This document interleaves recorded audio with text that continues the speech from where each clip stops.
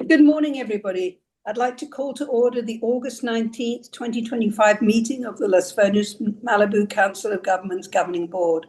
Will the Executive Director please call the roll? Ray Pearl. Present. Aniko Gold. Here. Marianne Riggins. Steve Uring. Alicia Weintraub. Here. President Sylvester. Here. We have a quorum. Thank you. And I'd like to move on to the approval of the agenda. I would like to move up item 7A on the agenda to take it up after the consent calendar. Does anybody object? No, I'll second that or make the motion. And I'll second.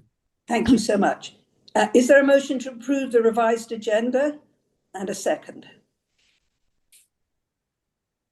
Oh, we've done that. Okay, I'll call on the Executive Director to call the roll. Ray Pearl. Aye. Aniko Gold. Aye. Alicia Weintraub. Aye. President Sylvester. Aye. Motion carries. Thank you. We now move on to the public comment period. Are there any members of the public who would like to address the governing board? Terry, have you received any public comments electronically? I haven't received a public comment, but I received an inquiry from a Malibu resident named Pat Healy, who said she was going to be on, but I don't see her. Okay. So moving on. That's it. Okay, thank you. We'll now go to the consent calendar. Consent calendar items will be approved in one motion unless removed for separate discussion or action. Would anyone like to remove an item from the consent calendar? If not, is there a motion to approve the consent calendar? So moved. Second. Thank you. Will the Executive Director call the roll? Ray Pearl. Aye. Aniko Gold. Aye. Alicia Weintraub. Aye. President Sylvester. Aye. Motion carries. Thank you. So we will now move on to the revised agenda, item 7A, comment letter to CAL FIRE on proposed Zone 0 regulations.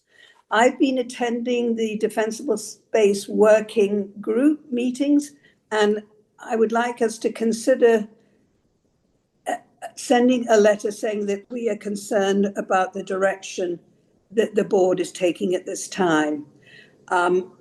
We have a guest speaker today, Stephanie Londrigan. She's a retired UCLA Extension Director of the Landscape and Horticulture Program. And for 9.5 years, she was the Chief Landscape Architect of the Santa Monica Mountains Conservancy. And I'd like to hand it over now to Stephanie to explain to you. Oh, Marianne, great, you're with us. Thank you. Oh, Marianne. Oh, great. So, sorry, I was on a call. Okay, no, that's fine. I'm glad you're here to hear this. Stephanie, I'm going to hand it over to you. Thank you very much. Penny, I'm going to share my screen now. Can you all see the screen perfectly? Okay. Yes. Thank you very much. I'm going to talk to you about the Zone 0 regulations. As you know, the CAL FIRE maps have been changed based upon some studies that occurred within the last 10 years. And there is now an increased area of the very high fire hazard severity zone, quite a mouthful there. And much of actually Agoura and the Santa Monica Mountains areas and many cities are now with residential areas within this zone in which nobody is aware that this new Zone 0 regulation is really not that new.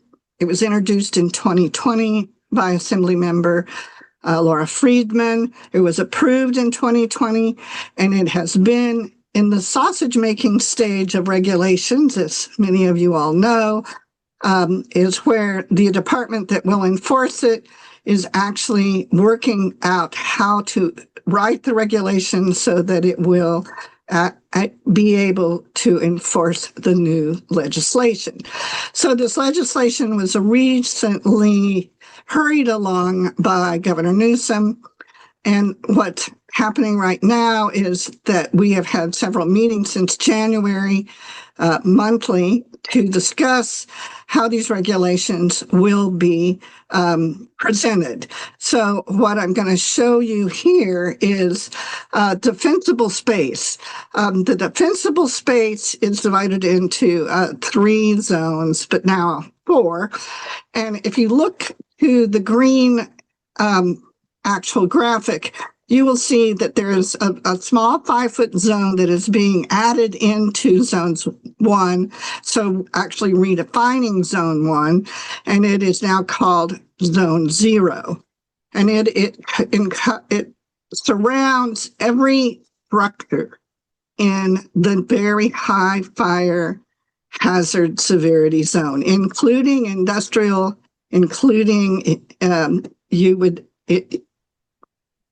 civic, so city halls, etc., will be need to be in compliance with zone 1. Newly places like Agoura, your city hall, will now be part of this requirement. So zone 1 is 0 to 5 feet outside of a structure, any structure within this zone. And zone 1 is 5 to 30 feet outside. And then there is zone 2, which is sort of 2 and 3. It's now 30 to 100 feet, and then 200 feet this is typically applied in the WUI, in the wildland urban interface. But if you look on this side, you will see the true application of this in an urban area. So there are many, many homes and zoning laws that allow you to build up to 5 feet of your property line. And thus, what this 5-foot zone is, it starts to incur on all these different properties, so that when you look at an urban context, you're going to see the 5-foot zone, which has many restrictions that I'll talk to you about, is very, very impactful on any vegetation that we have in urban areas. And so then you come out here, you also have a restriction in zone 1 of placement and distance between trees. So let me continue. Because of this, the key function should be to defend your home and harden your home. Because by the time you look at where houses are next to each other, you're going to see that the structures are the point of ignition. I'm showing you this again. You can see that if they're saying that it takes 5 to 10 feet between a structure to be safe from fire, these houses, and this happened in Altadena where I have been working, it was a structure-to-structure fire. It was a structure-to-structure fire in the Palisades.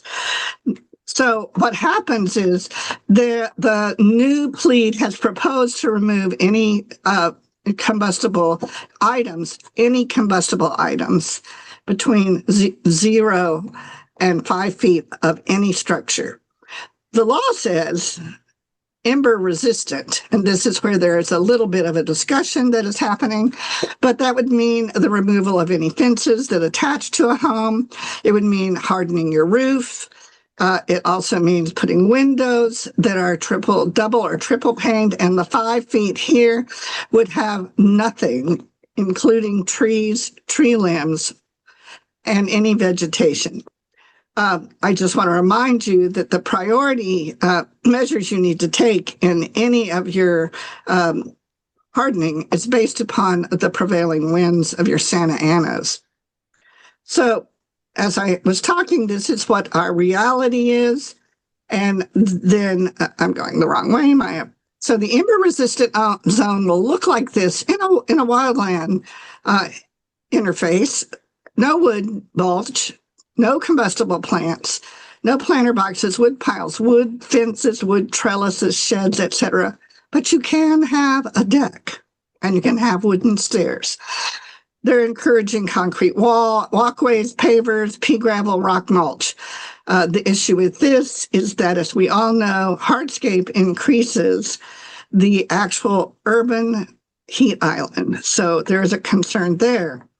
You can have very low 18-inch potted plants not under a window, and you must remove them if there is a red flag warning.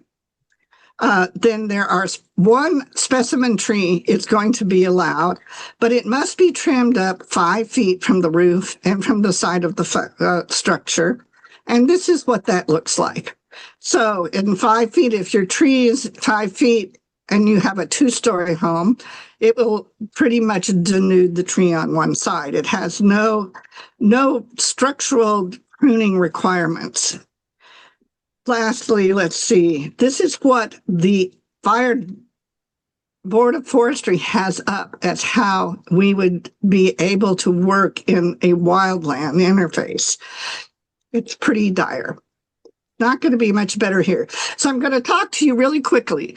All plants burn. Any plant will burn in the right condition, but plants have moisture, and by the time they start to ignite, it takes a very long time to burn a green tree or even green vegetation. You have to remove the moisture out before it will ignite. So this is Altadena on Altadena Drive. This home burned. This did not. It has a tree in front of it. This house here was protected. The boxwoods did catch. But as you can see, it protected this house. The flames did burst out the windows. It was still hot, but the home is still there. So should you look at some of the elements that are here, is that maintenance is key, and also proximity and understanding your wind. In the Palisades, this is Dr. Max Mortiz, who is a CAL fire specialist. This is in the Palisades, and as you can see, this hedge, after the fire, protected this home, and because it was moist and maintained. We still have the much-aligned palm tree. So let's talk quick about vegetative barriers. In Altadena, the structure spread the fire, and many of the structures burned the trees. In fact, when we went over there recently after the fire, we were so amazed at how many green living trees there still existed. And here they are, the mature trees. This is an oak tree. They are very fire resilient. This is on Mariposa Avenue. This whole home was protected by the trees because we have historically in California through the Rancho period used trees as windbreaks. And if we are having wind-driven, ember-driven fires, trees can also act as ember breaks, and they have. And here is another example. This is in Altadena again. This is Holston. The fire was coming from this direction.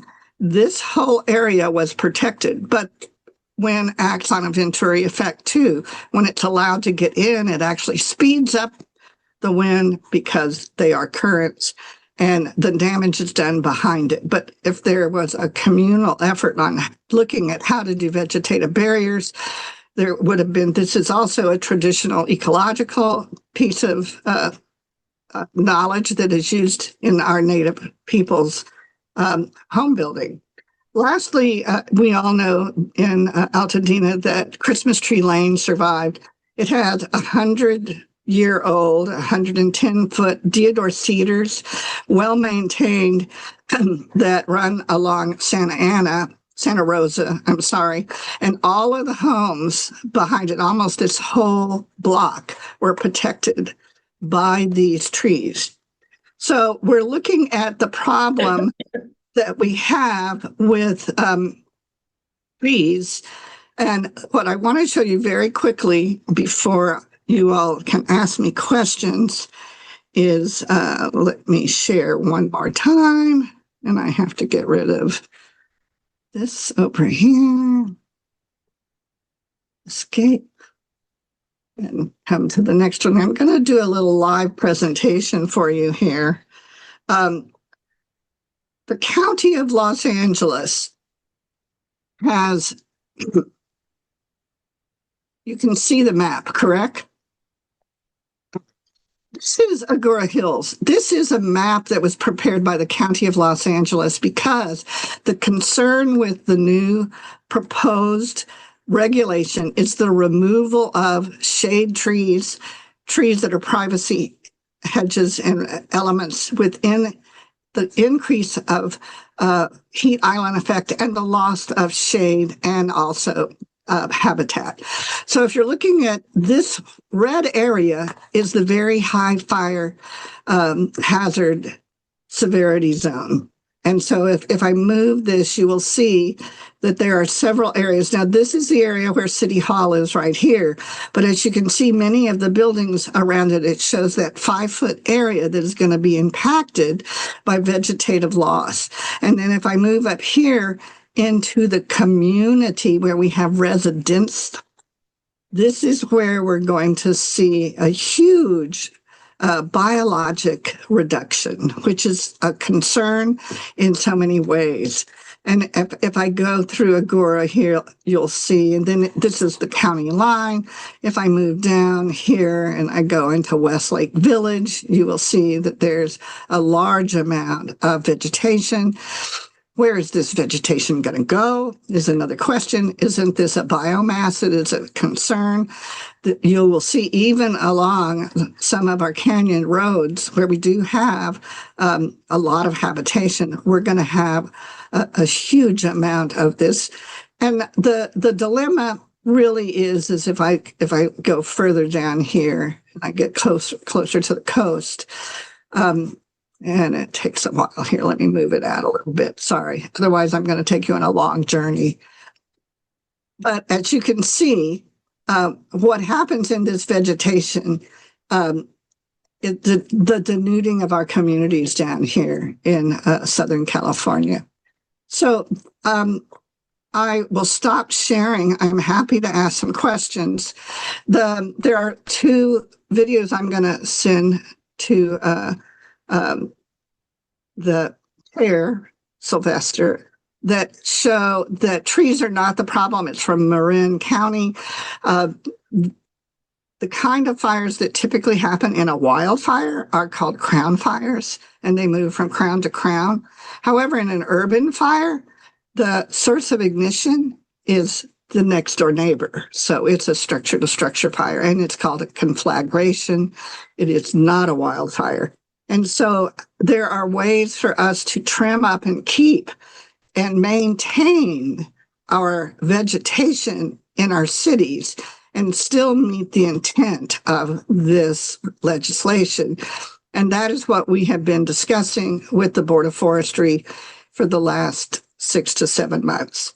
Thank you for letting me present. Thank you so much, Stephanie. Does anybody have any questions of Stephanie?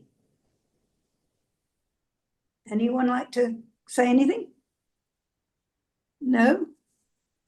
Okay, Alicia, go ahead. Sean, yeah. I guess thank you so much for the presentation. My question really isn't necessarily for Stephanie, but if anyone from LA County Fire was here to weigh in. Do we have anybody from Fire? Nobody? No, unfortunately we don't. Okay. So I'll just say it before we go into discussion. Before I would consider supporting any letter, I would want to hear from our fire team. Yes, I'm surprised we don't have any reps today. And I'd also want to discuss it with our public safety director for our city as well. Absolutely. Yes, I'm happy with that. Just so everybody knows, next month on September 18th, the Board of Forestry Committee is coming finally to Southern California. They haven't said where yet, but yesterday they did say Los Angeles. So at least it'll hopefully be fairly close to us. And I would encourage anybody that's available to go and listen to what they're saying. I've been sitting in on the last 2 committee meetings. And it's very interesting because they've mainly been hearing from fire department and then from people from the city of Berkeley who've just enacted even more rigid Zone 0 regulations than are being proposed. And even in Berkeley, there were a couple of speakers that were saying, it's too extreme. And for Agoura Hills, we had a discussion at our council meeting last week, and we have sent in a letter. And what we're asking is to be more considerate and listen to the other side of the issue, because it seems that they've been presented with a lot of information about lab experiments and what the insurance industry wants. And obviously the insurance industry wants nothing around houses. But what people are saying is that home hardening is more important than vegetation in these areas.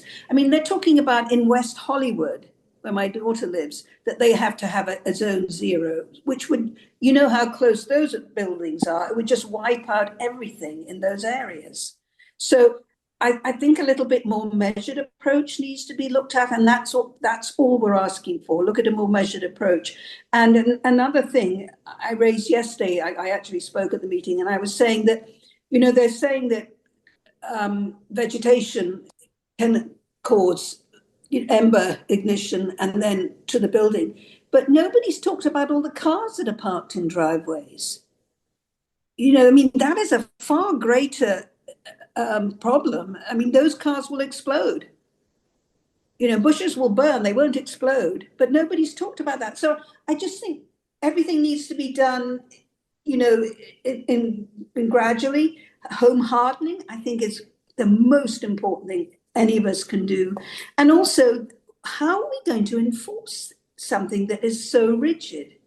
There was a woman yesterday speaking who lives in Brentwood, and she said, I have an 80-year-old magnolia. She said, I'm not cutting it down, and I don't care what you say. So how do we get buy-in from our residents? I think this is an important issue. So I would encourage all of you to go back to your cities, talk about it, and start participating in these meetings, because what are we going to say to our residents if this comes through and we have done nothing to look at the other side of the issues? So that's all I have to say on the matter. Yes, Stephanie, go ahead. Thank you. I tried to keep my presentation to 5 minutes so that you all could reply. But one of the issues is, and this was brought up at our last meeting, is the failure of the Board of Forestry to let those individuals who are newly affected by this legislation know it is coming and will be enforced to new instruction on January 1st. Any existing construction will have 3 years to comply. And that will be also the responsibility, whoever is in either the local regional area, which would be either county fire or your fire department, and in the state responsibility area, it would be every single structure. It's no longer parsed into like very high, medium, and low. Every structure in the state responsibility area will be required to comply. So it's more complicated than the 5 minutes I gave you. And I am going to share with the chair here a wonderful video from Marin County, from their fire department. So there have been more extreme than what is being proposed legislation passed in Berkeley called the Ember ordinance. And I think, Ms. Weintraub's concern is valid. We want to make sure that this is a defensible space, that we are not endangering everybody. That's what we're talking about. And there have been two sciences. There's the science in the lab, which is what the Institute on Business and Home Safety, the Insurance Institute, has paid heavily into. And then we have, based on several different fire scientists who have done multiple studies in multiple fires in California, who are supporting the minimum amount of vegetation that we are asking that is kept. And we have the evidence that the vegetative barriers have protected homes, et cetera. And there is a concern that there be a balance in the actual wording that occurs here, and how will it be enforced? As all of you probably can guess, it is going to be the insurance agencies who are going to enforce this. They are going to say, there's this piece of legislation, please cut these trees down, or I won't insure you. However, if we can win this battle and say that it's not the trees that are the problem, we'll be able to both work with the insurance companies and with the fact that this is a coming up biological disaster. This is for the whole state. This isn't just in the COG area. This isn't in LA County. It's in Marin. It's up everywhere there is any of the vegetation that's in this new zone. So thank you. I just thought I'd add that too. Thank you, Stephanie. Jeff Kiernan, do you have has Cal Cities discussed this at all? Quite a bit, actually. We've been talking to people about Zone Zero back when the legislation was passed. Also, we've been putting out articles, but I hesitate because I think this ship has left the port. It's on its way to us. I mean, they're in the process of doing these regulations. I was trying to find the where these regulatory meetings were taking place, but I'm still looking for that right now. But yeah, we have been looking at it. We're trying to get out information. One of our biggest concerns is really who's going to be left to enforce these rules. Is that going to be put on the local fire departments, the local fire marshals, the county fire marshals? So that's one of our largest concerns. Generally speaking, I think looking at the state as a whole, we're moving forward with the idea that this is going to happen, but that, like I said, the primary concern that we've had is who's doing the enforcement. How are the locals going to enforce this, if that is in fact what's going to happen, and where's the money come from? Right. Well, Zone Zero is definitely coming, and we all agree with that. We all agree we have to home harden, and we all agree that we have to clear out dead vegetation. But none of that is being questioned. The question is to what degree, healthy plants are a danger, and that's what we're trying to focus on now. And that's why I encourage you to go back, talk in your cities about it. I think we've introduced the idea now. The other thing too is who's going to pay for this, because it can cost thousands of dollars to remove trees. And on top of that, we're asking our residents to home harden, so replace windows, cover your gutters, seal your vents.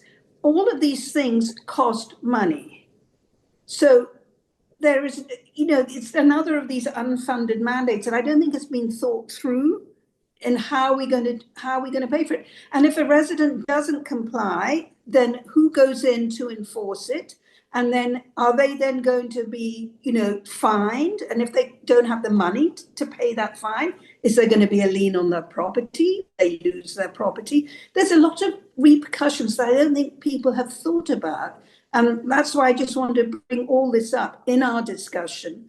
I think Terry is correct. He said, I think we should defer this to our next meeting when everybody's had a chance to go back and discuss it with their fellow council members. Marianne, I'd love to hear from you. Thank you for bringing this forward. I think it's a really important discussion. I know it's been happening for several years, that this has been a possibility. And I think this last amount of fires has really brought it to the forefront and gotten everybody charged up to implement these things. With your concerns, I think it will be the insurance companies. People just won't be able to get insurance. They're going to have an adjuster come out to evaluate their home, and they're going to see things, and the homeowner isn't going to get the insurance for that. So I think that's one place that they'll probably, we're going to see the most enforcement for it. I also think, things can be done gradually. I completely appreciate your point about the upgrades that homeowners have to make and the cost of those things. Getting our homes up to the current code standards for what is, if you were building a new home right now, what it would be include, changing your roof. Years ago, it was changing those shake roofs into being a Class A roof where it gave you more fire protection.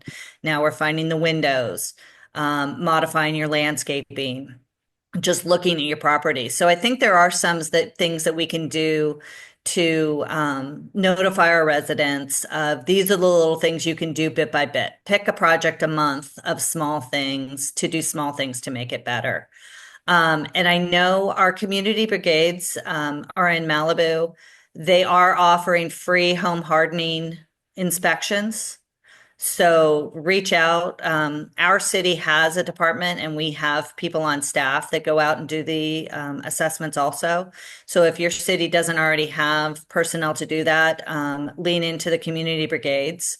I know that they're available and they're eager to get as many homes updated with the protections that they need. So I just wanted to say thank you. And I agree that this is something that we all need to be concerned about. And I don't want to see the vegetation go away either. I think it's important that we have that available, both just from a beauty standpoint, but also the heat effect that it can cause by not having proper vegetation and shade trees and everything else. So thank you for bringing this forward. Yes, thank you, Stephanie. So thank you very much, Stephanie. So I think we should continue this discussion next month and see how all the cities feel. But again, I would encourage you to try and get to that meeting on September 18th or send a representative, because it's sort of like throwing the baby out with the bathwater. We all acknowledge we have to do something, but, is this too extreme? And as Marianne said, it's really been driven. If you listen to the meeting, it's the insurance companies that are providing all the scientific data. They've done the scientific studies. So I can't say that's unbiased because it's been paid for by them. So nobody's saying that we mustn't do nothing, but there is a lot we can do without complete devastation in that area around our homes. So with that, I think, thank you, everybody. Jeff had a Oh, quick Jeff, comment. sorry. Yes, sorry. Go Yeah, ahead. my hand gets lost in the logo there. I just wanted to quickly. I thought of one of the Los Angeles County Division. We have been supporting AB 888. That is the bill that puts in grants for homeowners for home hardening. It's currently in appropriations on the suspense file, and that is something that'll cost the state about $3 million each year. Just in maintenance, but then it will be funded out of the general fund, and that's something that Yes, but Jeff, certainly help. Honestly, with the amount of homes that are going to have to do this, that is a drop in the bucket. It is not going to help people that much. The $3 million is just for the administration. The state, the legislature will have to fund it ongoing. It's not an ongoing source of funding, so that's a concern. But they will. Yes, it's a huge concern because we all know that they're cutting, they're not adding right now. I see Sean too. You would like? Yeah, sorry about this if it was brought up earlier. Question for Stephanie. It looked like you were using a particular layer on LA County Regional Planning website for the Zone 0 areas. Can you tell me where to find that layer or that GIS map? So this has just recently been done by LA County because of the concern. And so I just put it in the chat. It's a GIS layer overview. So I hope that you can access it. Okay. And it's interactive. It's still in progress. These are both evergreen and deciduous trees.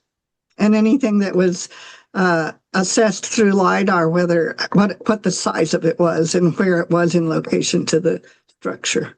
Got it. Okay, thank you. You're welcome. Appreciate it. Okay, so I think we're going to move on now, if that's all right. So thank you so much, Stephanie, for joining us. I really appreciate your support. All right, so now we will go back, hold on, to information items. Is that correct, Terry? Am I in the right spot? You're in the right spot. Okay, thank you. So I'd like to ask Terry to give his executive director's report. Thank you. A few things to highlight in my report that's included in the agenda. We're back on track with our Smart Cities Fiber project.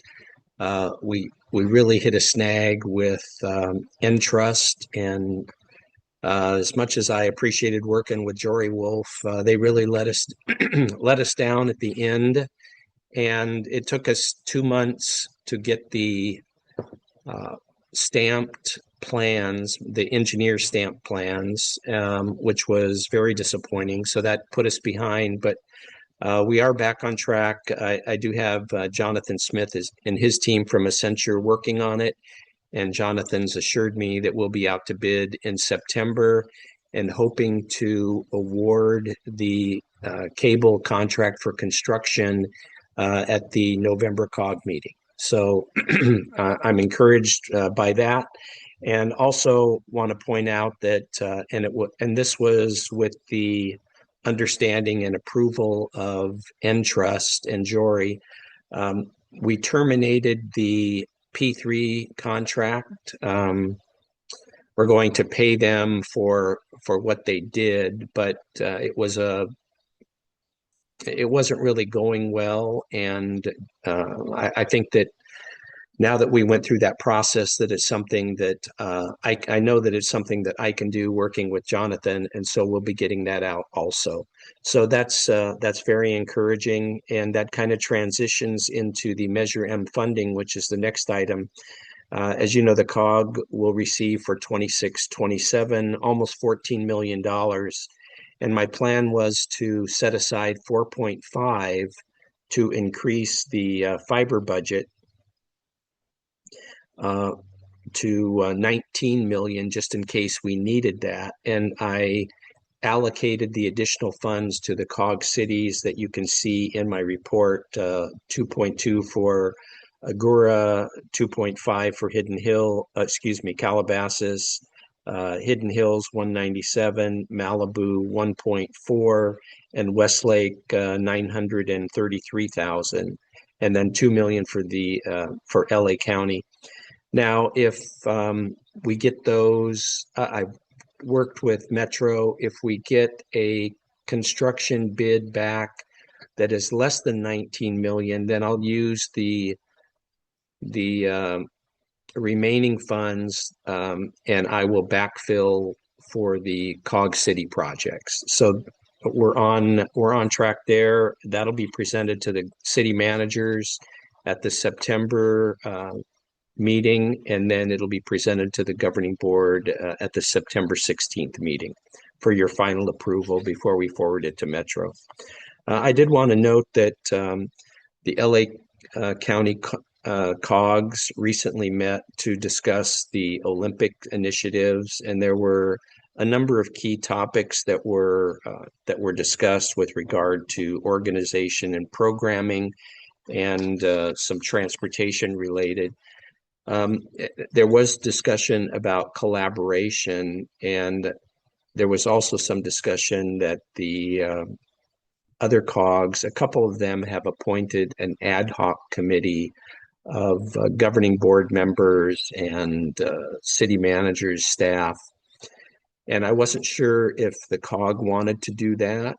It might facilitate a discussion if we, for example, if we wanted to do something with San Fernando Valley COG, since they're so close, we might be able to partner with them. But it would provide a little bit more direction for me if there were a couple of governing board members that were interested in serving on that ad hoc committee. And then in addition to that, the main thing, of course, with any endeavor is funding, and how would we fund if we wanted to do a viewing site or some other community activity. We would have to figure out a way to fund that.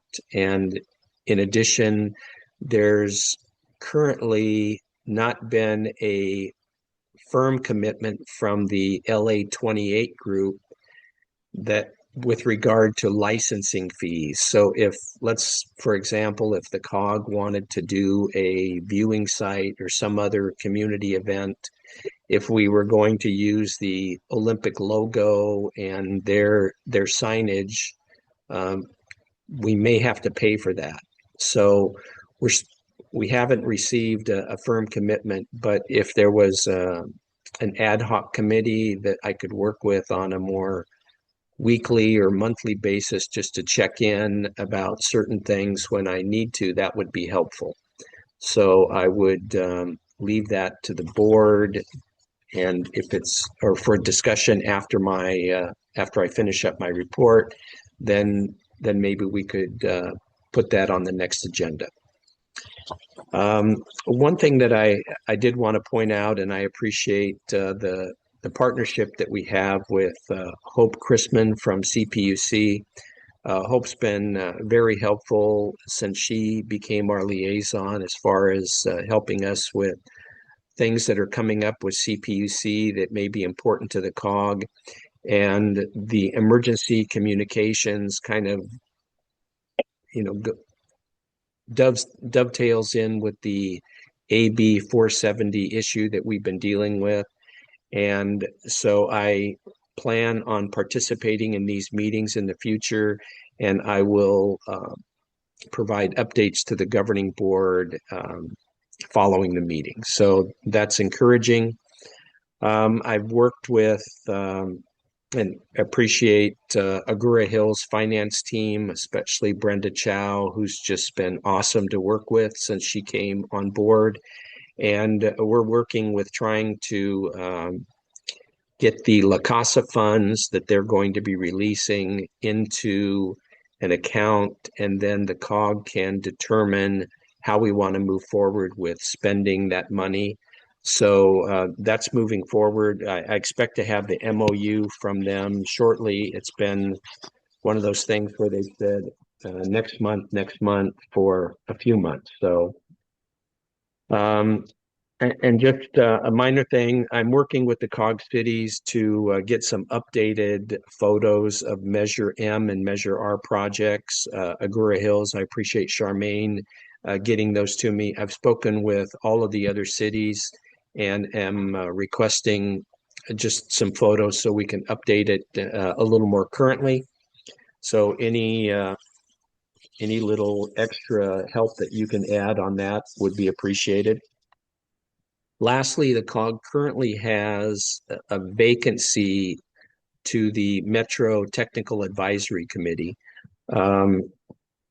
And I've reached out to all of the public works directors, city engineers to see if any of them or any of their staff have time, and currently no one does. So, I mean, it's not earth-shattering that we're not represented on that, because we do have our Measure M funding, but they do weigh in and vote on allocating federal, state, and metro funds for eligible and priority projects that get submitted. So, but like I said, everybody on the staff is busy with projects, and I have a couple people that are maybes, but I will bring that back to you at some point, hopefully in the next month or two, with an appointment. And that concludes my report. Happy to answer any questions. Thank you so much, Terry. Does anybody have any questions for Terry?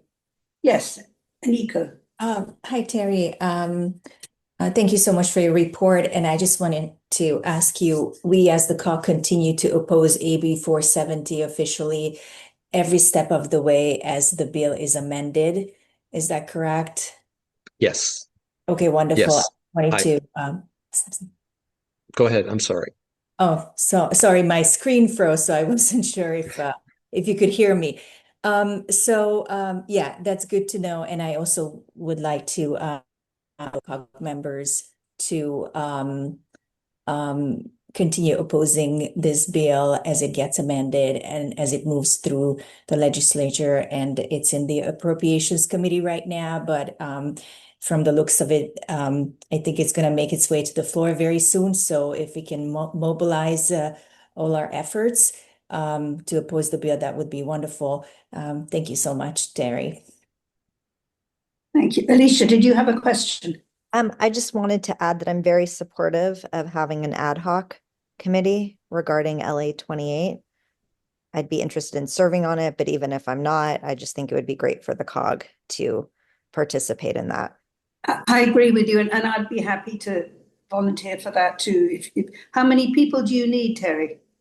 Well, two governing board members and maybe one of the city managers. There is, I found out, the 88 for 28 committee that is made up of the city managers and representatives from the LA 28. And so and I confirmed that the COGs they're going to start inviting to the COGs to the next meeting. So that will be helpful. But if there was a city manager that wanted to participate, that would be great. And if not, just having the two of you would be helpful at this point. I can't have three because then we have a quorum and we have a Brown Act issue. And I just wanted to add, our staff has been attending those meetings since they've been beginning, our community development director. I believe ours has too. Marianne, did you want to? Well, since, Candace Bond, our interim city manager, isn't here, I was going to volunteer her, but I do believe she'll be very interested, and I'll discuss it with her when she returns. She had a family death happen, so she's unfortunately away from the office right now. But I do believe that's something that she may be interested. So if none of the other city managers are stepping up and volunteering, I'll discuss it with her and see if we can't get her on board also. That would be lovely. Okay, Terry, you have your ad hoc committee. Okay. Well, Marianne, I would just ask one question. With Candace leaving and you're going to get a new city manager, how is Candace staying on? We can discuss offline. Okay. Okay, great. Okay. All right. Any other questions for Terry?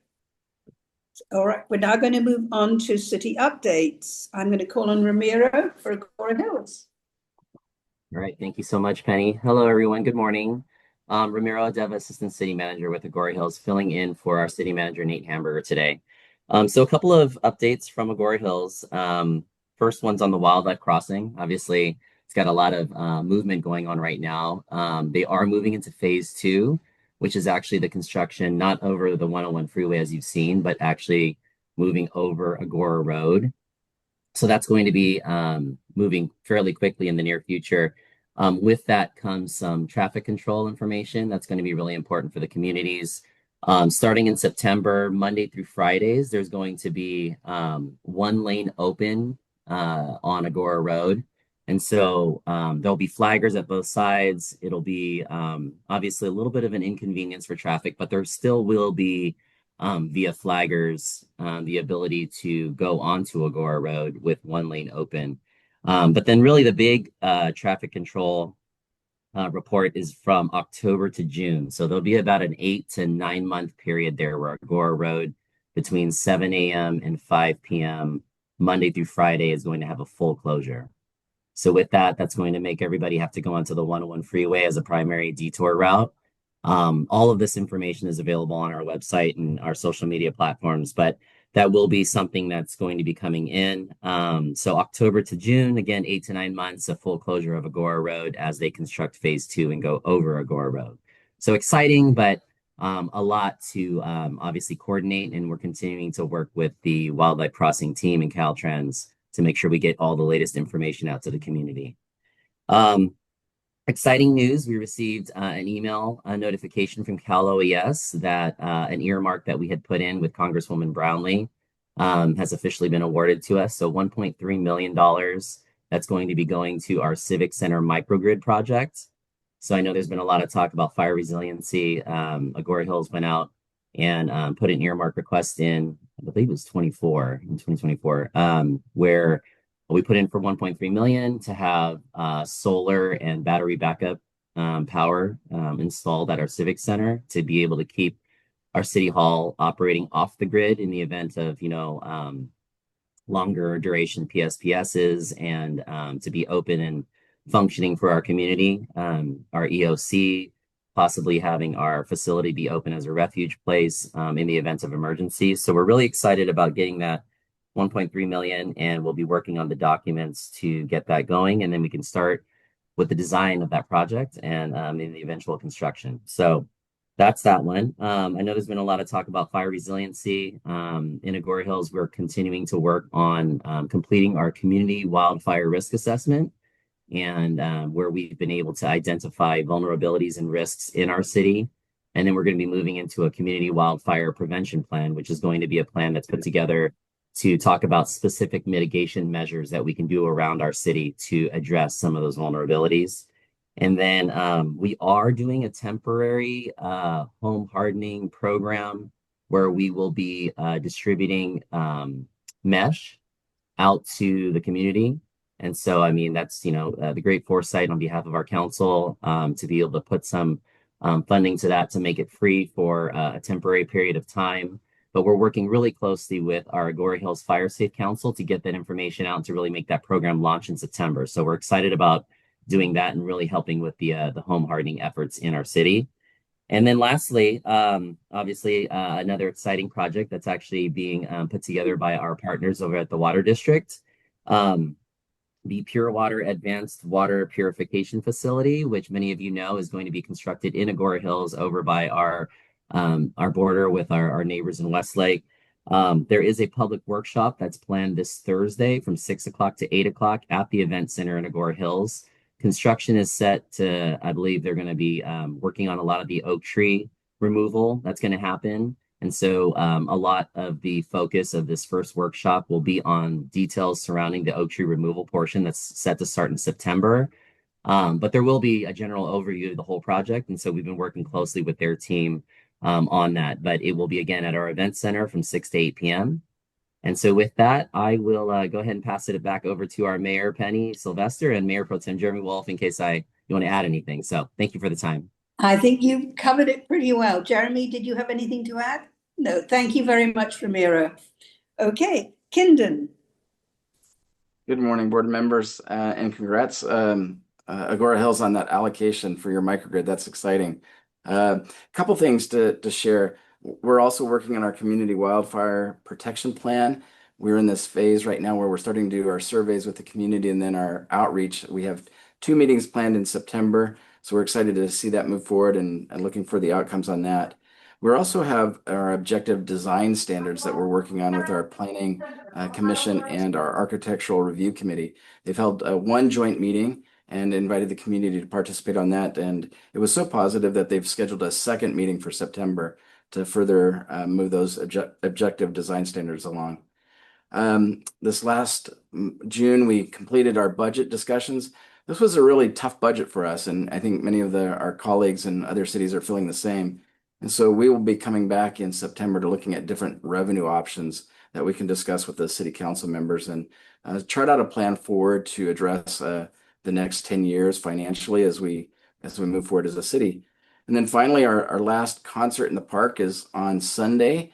And so if you're a Bob Seger fan, we invite you to come out and join in that tribute band performance. It's going to be hot. We know it's going to be a hot weekend. So come, bring lots of water, bring some shade or a hat, and enjoy some music. And Councilmember Weintraub, I'll let you finish up with anything else. No, I think you covered it. So thank you. Thank you so much. Sean. Good morning, everybody.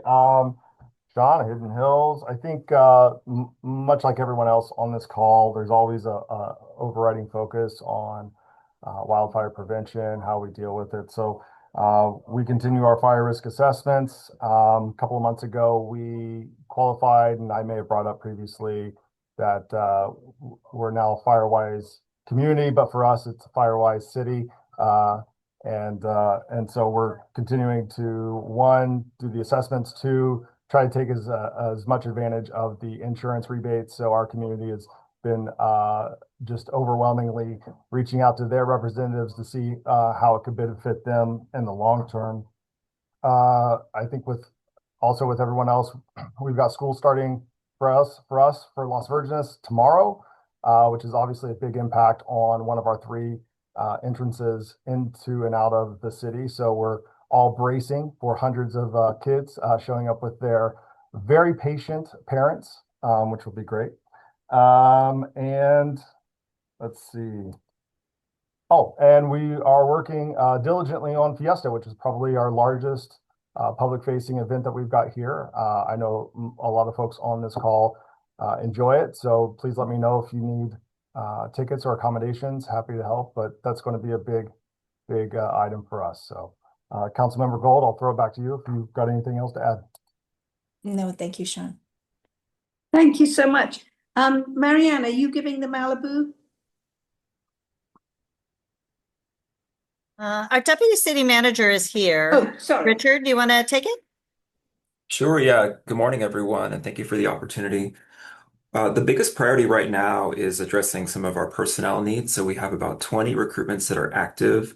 We got the green light from the city council with their approval of the budget in June to basically do a surge on staff to address the overarching, overlapping need for enhanced coordination, collaboration, plan preparation. And we've already been hitting the ground running, talking to our partners from Calabasas and FEMA on a regular basis to think about how do we analyze and plan for the future resiliency of our extensive infrastructure, ranging from data to streets and coastal infrastructure. There's a lot that we need to analyze that we want to be much better prepared for an eventual future disaster. There's lots of rumbling right now. I'm in City Hall. We're upgrading some city facilities, repairs that were overdue in response to the fires. City Hall incurred some significant damage, and so we're restoring to the extent that we can. But lots more to come in the next quarter, in the coming quarter. You're probably going to notice some things, and we're also still pressing hard on some of the ongoing activities related to PCH safety. We're going to have an outreach activity where we really help the community understand the need to continue to drive slow, be safe, spread the message to visitors that attend our big beaches that are a major attraction. And so I'm happy to be here. I've been here about 4 months. Happy to help, reinforce, be the leading edge of the reinforcements that are coming, and very happy to get to know all of you. Marianne? Thanks, Richard. No, we're coming into Labor Day. We did have our first permit did get issued for a beachfront home for a fire rebuild. And we're excited that we're also going to be hopefully close on a couple of the landside homes to get their permits for rebuilding. Our rebuild center is up and running, and we're just really trying to reach out. If you could help us, if you do know of any residents that relocated to any of your communities, let them know to reach out to the city or go to MalibuRebuilds.org to see what's available for them. We just want to make sure that everybody who did lose a property in Malibu knows how that they can rebuild it and that the city is here to help them. So thank you for everybody's support ongoing. Thank you so much.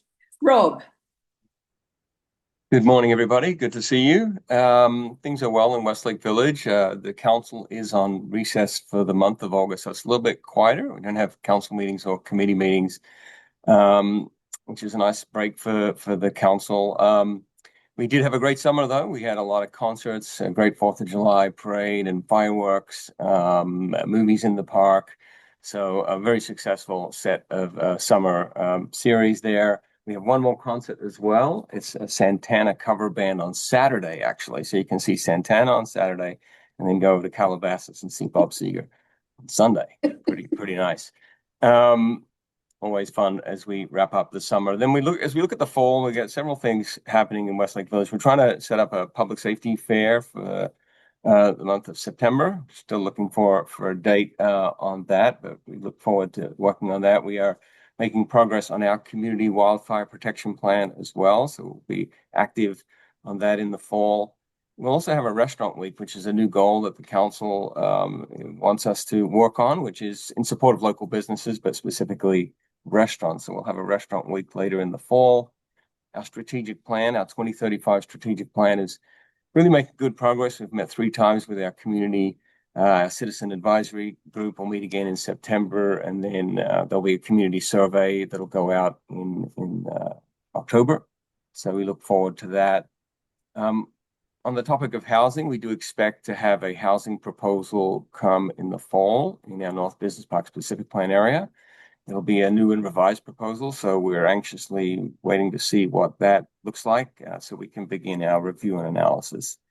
That'll be interesting to all of us, but I'm sure all of you as well as that comes forward. And lastly, in other news, you may have seen e-bikes in the news, particularly Westlake Village. We've done some proactive regulation and education around e-bikes. Continues to be a concern. Seems like a sort of a small issue, but actually is causing quite a lot of concern in the community. So trying to improve safety with respect to the e-bike matter. So we'll be working on that in the fall as well. And that's all I have on my notes, but Councilmember Pearl may have something to add. No, looks like he doesn't. Okay, thank you so much, everyone. Now we're moving on to public safety, legislative and agency partner updates. And first, I would like to welcome our new captain of the Lost Hills Sheriff's Station, Dustin Carr. It's all yours. Welcome. Good morning, everybody. And I'll start out with a really big thank you. I know there was a lot of really qualified candidates for this position, and I'm truly sincerely honored and humbled. This is a wonderful community. This is a wonderful station. Anybody would be truly blessed to command a place like this, because it is a dream command. I know there's a lot of natural disasters. I know there's community issues, but this is a dream command. And from me, I can't thank you enough, and from my family and everybody as well. Thank you so much. And I hope to serve you well in the coming years. I'll go right into it. I have quite a few points to hit today. So we'll start with, since fire was mentioned several times this meeting, we do have the elevated fire danger for the next few days. Looking at some of the information I got, it's going to be, the most at-risk areas of this jurisdiction will be the unincorporated areas of Chatsworth. So, but of course, everybody's always at risk in this area. So we'll be on the lookout for that, and we'll be monitoring that very closely. Also, speaking of which, we have our new disaster czar, Lieutenant Brad Fetter. He's taking over for Sergeant Sean Wax, who's become our operations lieutenant. Sean Wax will still be here as a wonderful resource and a wealth of knowledge. And so Lieutenant Fetter and I, the week of the 11th, will be attending the ICS 300 Incident Command System. It's, a general, there's a general way of handling major incidents, whether it's a wildfire or a mudslide, things of those nature. And it's just an elevated level of education for managing such disasters. So we'll be attending that the week of September 11th. Our real-time disaster center, or real-time watch center rather, will be staffed 40 hours a week starting next week from 1,300 to 2,300 hours. So we found, at least for the next year, we found staffing for that. And then also added to that, we have a soft opening of our virtual deputy program, which is a program that was coined out of Palmdale Station. And what this does is it allows members of the public, if you have a busy schedule, there's going to be appointments available to make an appointment with the deputy. If you have a general law enforcement question and, you wait for a response from a deputy from the station, you can make this appointment, and it's going to be on a Zoom meeting, and you'll be able to make certain reports, things like lost property where there's no immediate evidence to gather. So this is it started out kind of, took off to a little bit of a slow start in Palmdale, but became wildly popular. So since we've already built out the infrastructure on our real-time watch center, we went ahead and added this feature to Malibu Lost Hills Station. And right now there's limited appointments available. Starting September 7th, there'll be quite a greater variety of appointments available. So if you go to our website on lasda.org and you go to the Malibu Lost Hills Station page, you'll be able to see the program already there with the limited appointments available. School starts, like everyone said, tomorrow. We're reminding the public, and we'll be out on social media, no double parking. Don't just observe the speed limits, obey the speed limits. There's going to be a lot of enforcement out there, and a lot of zero tolerance. So please, we want to give the message to everybody to drop your kids off safely in an orderly fashion. In some congested areas, we're going to try and have additional personnel to help move some traffic along as well. So another issue also is speeding, Mulholland, Lindero Canyon, some other areas. So after we're done with our school operations and things start to come into a regular flow of traffic on those, there may be some additional zero tolerance enforcement operations going on in the near future. And I wanted to mention, we mentioned there was a mention from Rob DeGose about e-bikes. There was supposed to be in Agoura Hills a big e-bike event. Luckily, there was some information on social media that was shared with the station from City Manager Nate Hamburger about this event. We were able to track it down, find the collaborators, find the organizers, and put a stop to that. I don't know if you've ever seen one of those events, but they take over streets in downtown LA. It is a real public safety concern and, really a disaster, for people that are just trying to get from one place to another. And it's very unsafe for the people riding those e-bikes. I don't think they realize how unsafe these kind of things are. So we were able to put an end to that and get out a good message, that, these kind of operations and these kind of events are not sanctioned by the sheriff's department, the cities, or anything like that. They're unsafe, and they should not do them at all. So I wanted to give a thank you to Nate Hamburger for sharing that with us, because we were able to get on that quickly. And if anyone ever gets any information on social media about those kind of events, we want them shared with us so we can follow up and hopefully, make life safer for everybody. And lastly, this was a big, topic in an incident last week was, we had that murder suspect that was on the loose in our jurisdiction. Thank you, our Master Field Training Officer, Deputy Gretel Barraza. She was working overtime on patrol. And, there's something to be said about some of the tried and true methods of police work. She saw a vehicle in a parking lot. She noticed it didn't have a rear plate. She thought, her spidey sense was up. So she went and checked it out. The vehicle was vacant. When she ran it, the return came back that it was wanted in connection with a murder. She was able to do a lot of follow-up with the reporting agency. And at some point we were able to get pictures of the suspect. And we were able to get that out on social media. We put it out everywhere: Nixle, Facebook, Instagram, X, the Nextdoor app. We tried to get that information as far out as possible to everybody in the community and all our communities, sharing it with the cities and everything else. And I think that really made a big difference. I tried to get as much information out to everybody as possible, as quickly as possible. We followed up, on all kinds of leads. I feel, a couple of people that were lookalikes were contacted 3 or 4 times by personnel. That's how serious we were about following up on every single lead. And luckily, the suspect was caught in by a LAPD Olympic. But I just wanted to do a shout out to Deputy Barraza, because if it wasn't for her, just doing her job and doing a really good job on police work, this suspect may not have been caught. So I did want to, do a shout out to my patrol personnel. And so, while we advance in technology, in law enforcement, there are some, definite benefits to the continued traditional methods of law enforcement of just patrol checks and just general public safety. And this is where we saw this great success here. So I wanted to say thank you to everybody for the cities sharing it on your websites, reaching out to me, passing along tips. Even to me, I was able to pass it out to my patrol personnel and get people on those tips. So hopefully this never happens again in the future.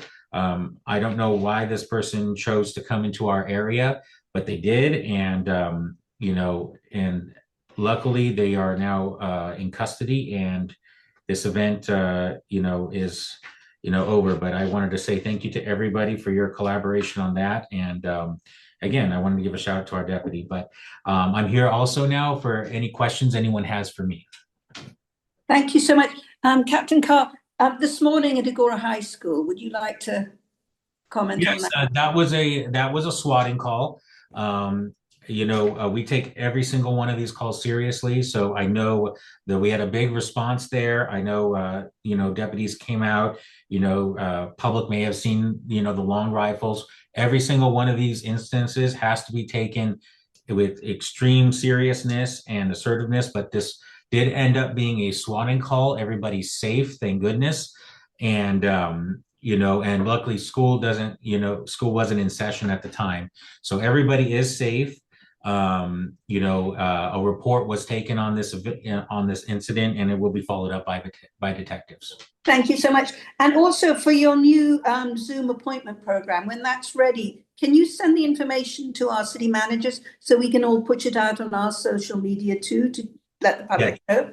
That Yes, would be great. will. Yes. All right, thank you. Does anybody have any questions for Captain Carr? Seeing none? Okay, well, welcome, and we're really looking forward to working with you. Thank you so much. All right, so we're now moving on. Anybody from the fire department? No fire today, okay. Now, Los Angeles County, Daniel Vicente, Supervisor Horvath. Hello, everyone. I'm Daniel Vicente. I'm Supervisor Horvath's Las Virgenes and Topanga Field Deputy. I have a few updates from our office. So the board recently appointed Sarah Mann, the new director of the Los Angeles County Department of Homeless Services and Housing, which is set to launch on January 1st of 2026. Just as a reminder, this department was set up in response to the LASA audit that was done last year, and is really something that the supervisor is excited about to really see the county head in a different direction when it comes to homelessness. Some of the recent homeless numbers that we saw come out of the recent count were very troubling. We have seen a lot of people celebrating a 4% drop in homelessness. We don't really think that that's anything that's worth celebrating, considering that it would take literal centuries to end homelessness in the county at that rate. So we think the time for change is now. Director Mann will be an extremely valuable asset to this new department. She has experience in oversight of over $875 million budget and has overseen 600 plus staff. So she brings a lot of trusted leadership to this moment. We're really excited about it. The Board of Supervisors recently approved the indoor heat safety ordinance establishing a maximum indoor temperature of 82 degrees in rental units in unincorporated Los Angeles County. The ordinance includes legal protections for tenants to install portable cooling devices like AC plugins, fans, blackout curtains, without fear of eviction, retaliation, or added charges. As we've seen the heat continue to rise, especially in the areas where we're at, I honestly can't imagine living without an AC. I'm glad to have central air in my unit, so I can't imagine someone else trying to survive without that.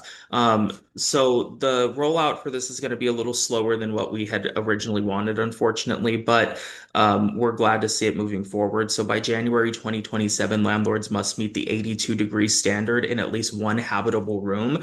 And by January 2032, the requirement expands to all habitable rooms. Landlords may apply for a 2-year extension of completing, if they're completing major upgrades within their building. Just because I've heard it mentioned a lot, supervisor has sent a letter to the Zone Zero Regulatory Advisory Committee with concerns about some of the Zone Zero regulations at the state level, specifically, urging the removal of native plants, including oak trees, is really problematic. These have actually been shown to help slow fires, and these proposed regulations, the supervisor believes are an overcorrection. So I think that her view about this is that we need to move away from a one-size-fits-all approach with regard to Zone Zero. Los Angeles County has a lot more density than some of the more fire-prone areas in Northern California. So we really want to see the state move away from a one-size-fits-all approach with regard to this. But she has sent that letter urging change in some of those regulations. With regard to other statewide issues that are going on, AB 470, the supervisor remains strongly opposed to AB 470 in any iteration of it. We have sent that letter and shared it with Hidden Hills, as they have been in contact with us about that. But I'm happy to provide that letter to anybody that the supervisor has sent out in stark opposition to AB 470. Believe that's pretty much all I've got right now, but happy to take any questions if anyone has them. Thank you, Daniel. Does anybody have any questions? No. All right. Thanks, Daniel.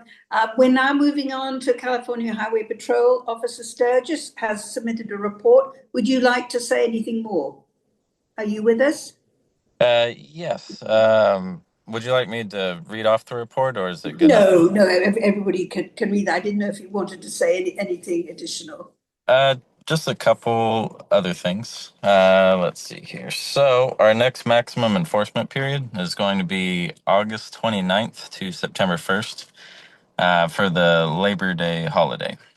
So you'll see a lot more patrol vehicles out there. About 80% of all officers available to work will be working. And you also might see our specially marked patrol vehicles out there. We have 2 of those Dodge Durangos. I'm not sure if you've seen them, but they're specially marked in a way where they're kind of difficult to tell that they're a police car. So we're able to stop people who are driving at high rates of speed. The officers who operate those vehicles tend to get a lot of drivers who are driving over 100 miles an hour, and they drive right by them. So those will be in use that weekend. And then one other thing, just want to remind everyone about a service that we have. So we have free car seat installations and inspections every week by appointment. So if anyone calls our office, they can schedule an appointment and we will inspect the car seat. Or if they want it installed, we'll install it for them and show them how to install it, because around 70 to 90% of car seats are installed improperly. So it's a free service that we have. So if you want to let your communities know about that, you can. They can call our office and then we can check it out. But that's all I have. Thank you so much. Does anybody have any questions for Officer Sturgis? No? Great. Cal Cities, Jeff. Great, thank you, Penny. Just wanted to reiterate a few points on my brief. I did put a copy with live links in the chat for everyone. Obviously, we've got the legislature is in session for another 3 weeks or so. They will adjourn on September the 12th. We're still, right now, they're working on the appropriations committees are meeting, working on all of those bills that still have a funding component. I expect that we will see a lot of action coming out of that. There's the bulk of the items that Cal Cities is still watching went through and were added to the suspense file yesterday. SB 79 gets to the appropriations hearing tomorrow.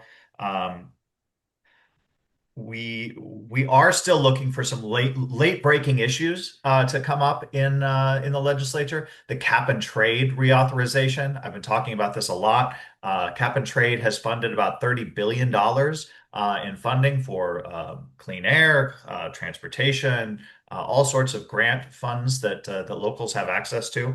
So we are asking folks to support that reauthorization. Hopefully, it will come up in the final few days of the legislative session. I also want to call out the CEQA changes that went into place with the budget trailer bills from the state budget. In my report, there is a primer for you and your staff to look at those CEQA changes. They did go in effect immediately because it's a budget trailer bill. So we encourage you to get with your city attorney and make sure that you understand exactly, for the city staff, would make sure you understand exactly what those changes mean. Want to mention just the annual conference briefly. The Los Angeles County Division, we are in talks with a statewide constitutional officer again. Last year, I think you may remember, we had Controller Malia Cohen speak to us. We are in talks with another statewide officer as well. So just teasing that a little bit. But also late breaking, there were no resolutions that were introduced, or excuse me, that were submitted to Cal Cities by the deadline. So unless there is a petitioned resolution that takes place at the conference for late breaking issues, we will not need to have our General Assembly this year. I still encourage all of you to go through the process, set your voting delegate, just in case that that petition resolution does come forward at the conference. We certainly wouldn't want you to be without a vote. I think that's my report. Please let me know if you have any questions for me. Thanks, Jeff. Any questions for Jeff? Okay, seeing none. Nancy. Good morning, everyone. Good to see your faces. The legislature is back in session, and it's going to be a crazy month. There's still so much back and forth to happen, let alone the extracurricular activities of redistricting and other facts that Jeff mentioned are going to come up in this last month. The cap and trade language will be out probably within the next week or so. Stay tuned for that. Here in the district, we are doing 2 safety fairs. One will be October 18th. And Rob, if you want to jump on that, we are doing it with the City of Thousand Oaks. We would love to welcome you in. I mean, I always send the invite to your whole population anyway, but it's going to be at the Civic Arts Plaza on the lawn. So we are doing that. And on November 1st, we are doing one with the supervisor's office in Calabasas. Thank you to the city for partnering with us on that one. We are also doing a day of service at Pepperdine University. It's a Malibu day of service. So it's Palisades in Malibu. We have all the programs that are going to be happening. 2 of the programs for volunteers will be off-site. We're doing it with the Resource Conservation District and a beach cleanup, and then everything else will be centered in Pepperdine. So I will send you all the collaterals on that so you can take part in it, especially you, Marianne, in case the city wants to have any tabling or be there on the day. I really think that's it for us for right now, unless anybody has questions. I do want to say the whole forestry thing, and we have been in close contact with them. We have written letters. We believe when they come here in September, we are going to do a tour, because some of the things, besides all the houses, and like look at old communities like Brentwood, excuse me, I'm losing my voice. But think of the Getty Villa, the regular Getty. All of those gardens around the big Getty are on the roofs of the buildings, quite actually. So all of that would have to go.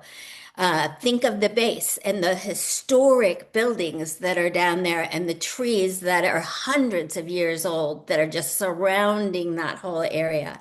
So there's a lot more to take in and have the committee look and see than just even our houses. And, you know, again, all of our safety fairs are going to have home hardening talks and tables and all of those kind of things, because it is so crazy that this all of a sudden has to be done by the end of the year. Hopefully, if it comes out and we are not happy in Southern California at all with the regs, that we can do some legislative actions in this next 3 years before everything else has to start. And our fire agencies will have to start doing those patrols, because we do have 3 years for implementation. I think that's it for me. Any questions?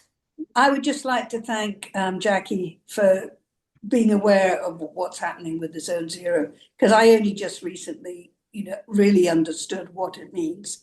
So I think we all just need to educate ourselves. So thank you so much for that. Any other questions for Nancy? Seeing none, let's see. So I think we have FEMA. Roxy, do you have anything from FEMA? Good morning. This is Roxy. I don't have anything to pass from FEMA, though I just want everyone to know that I am still here. I'll be here probably through mid-September, but feel free to reach out even if it's after I've left. I can connect you to the right people. So if you need anything or have questions for FEMA, I am still here. Thank you. Anybody have any questions for FEMA? No? Stephanie from SCE, welcome. Hi, good morning, everyone. Thank you so much for having me. It's such a pleasure. First, I know that your next agenda item is going to be on PSPS for the COG. I'm really excited to bring subject matter experts and be there to answer questions. If there are particular topics that you want to ensure we touch on, specific questions, feel free to email me over.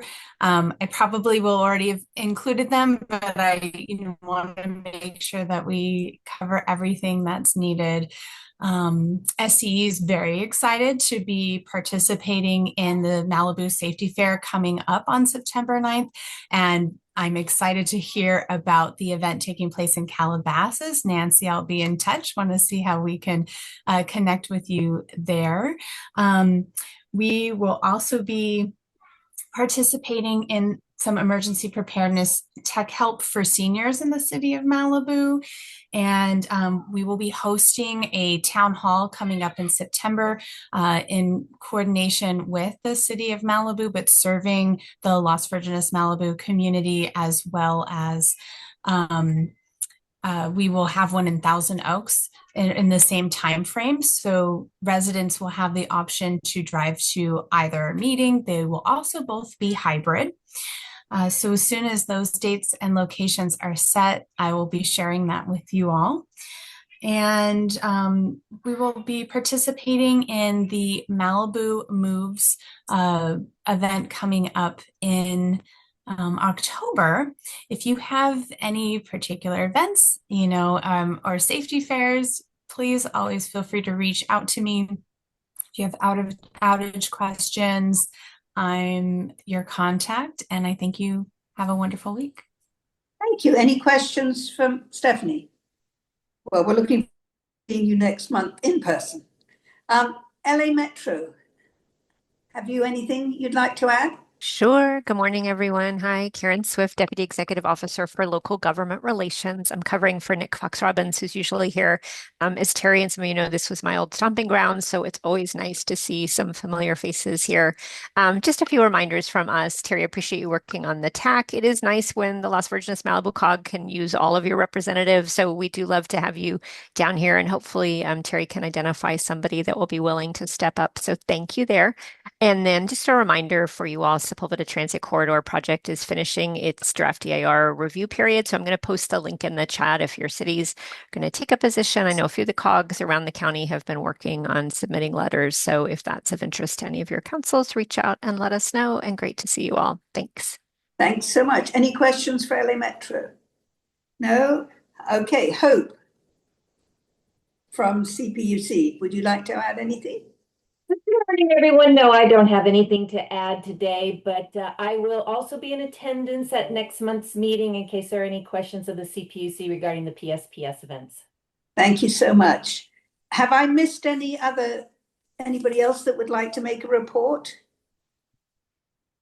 No, and no one else? Great, thank you so much. Have I covered everybody, Terry, before I move on? All right, so item 7B, this is the Executive Director's contract. The Executive Director's contract expired on June the 30th. Terry has formed Terry Dibble Inc., a C corporation where he's the sole owner and employee, and has requested his new contract be with this entity. This does not change his role with the COG. The attached contract prepared by COG counsel Larry Weiner includes the governing board approved increase effective July the 1st, 2025. Are there any questions or comments? Seeing none, is there a motion to approve the Executive Director's contract? I will move approval of the Executive Director's contract. Is there a second? I second. Thank you. Would the Executive Director call the roll? Happy to. Ray Pearl. Aye. Aniko Gold. Aye. Marianne Riggin. Yes. Alicia Weintraub. President Sylvester. Aye. Motion carries. Thank you. Thank you. We're now moving on to general comments and requests for future agenda items. Any comments or requests? Seeing none.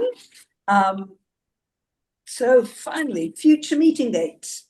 The TAC meeting will be on Wednesday, September 3rd, 2025 at 8:30 a.m. via Zoom.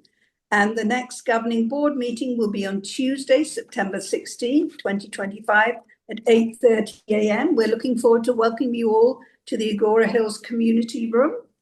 And if there is no further business, this meeting is adjourned. Thank you so much, everybody. Have a great day and stay cool. Thank you, Bye. everybody. Bye. Thanks, everybody.